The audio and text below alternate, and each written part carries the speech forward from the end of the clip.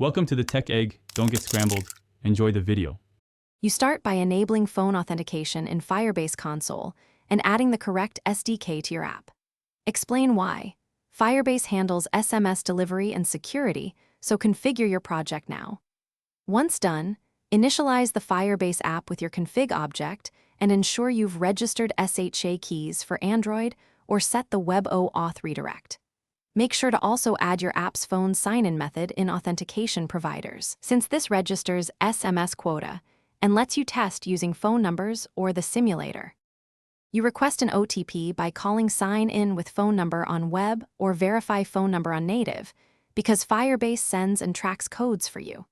Once invoked, handle reCAPTCHA token on web or SafetyNet/play integrity on Android to prevent abuse. Firebase requires this step. When Firebase returns a verification ID, store it securely while you show the code entry UI. Then exchange the user's 6-digit code for a credential and sign-in. This two-step pattern ensures the SMS was delivered and the account is verified. You finish by exchanging the verification ID and the user's code for a phone auth credential, then call sign-in with credential to complete authentication.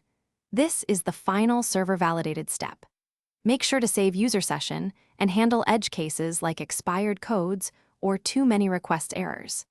If things go wrong, use Firebase test phone numbers to reproduce failures and check quota or SMS provider errors in console. One key tip: implement a resend cooldown and map error codes to friendly messages so you can recover from common failures quickly. Thanks for watching. Consider subscribing if I helped unscramble your problems.